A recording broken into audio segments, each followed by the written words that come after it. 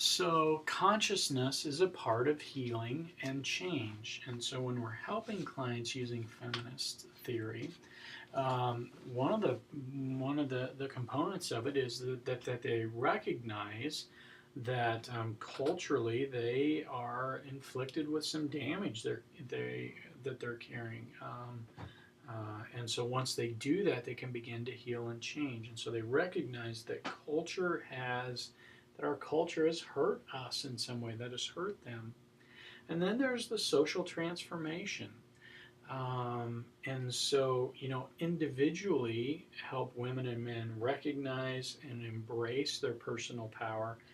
But then there is this social piece. And so we need to help society understand that we're male dominated, and show the value of changing that with including a feminist kind of approach, and that society must be equal.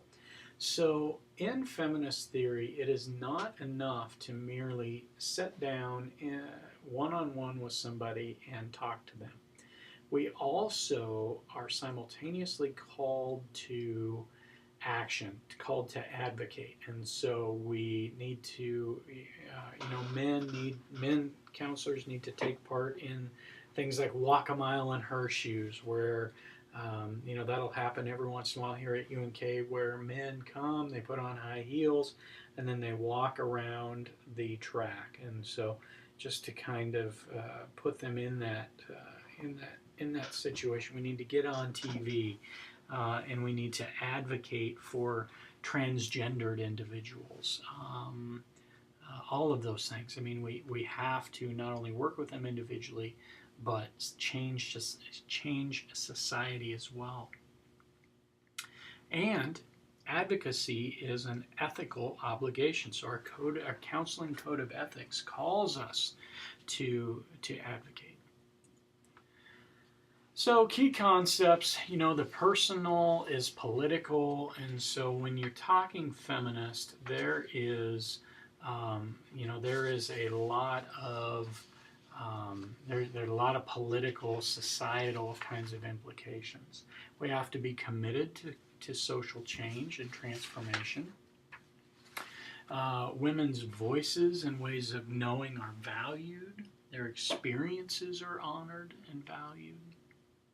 And emotion, that's an important point here too, that women tend to be seen as emotionally driven, those kinds of things, and men, we tend to think are absent those, devoid of those, and they're not. They're absolutely not. But we tend to believe that they are, and so changing that idea up.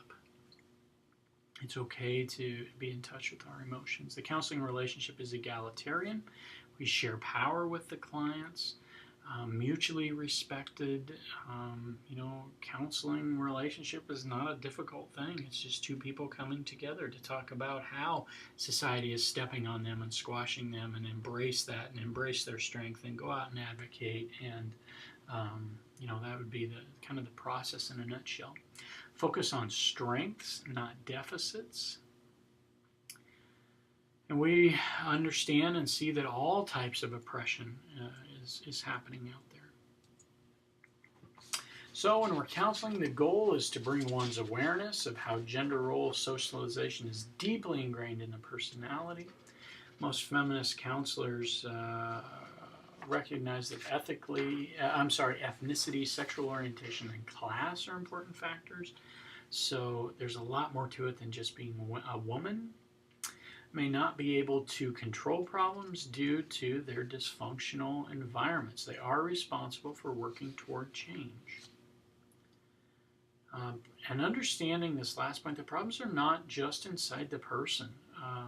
That look at other factors, look at the workplace, look at their relationship. And this is the same for both men and women. Look beyond just the problem being in the person. So, there are goals to all counseling, and feminist is no different.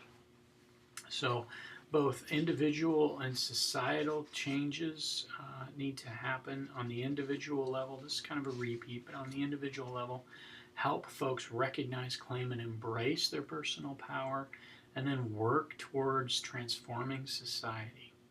Encourage men and women to define themselves rather than being defined by society. You do the defining. Don't let it happen to you. Don't let it be on you. You do it to it. So techniques, consciousness raising. This is a big part of the work that's happening here. So that can be many techniques. Can come from really any of the theories. And so anything that seems to fit, bring that on in. There's homework to be done. Bibliotherapy, that would be like self-help books, things like that, movies, videos. It could be a whole lot of different things, but outside resources from experts is where this comes from. Counselor self-disclosure. Typically, counselors sharing about themselves is not a good thing. It is historically, traditionally sort of frowned upon. But in feminist, it's embraced like that, makes the relationship truly equal. It helps people feel like they are not being judged. And so that's a good thing.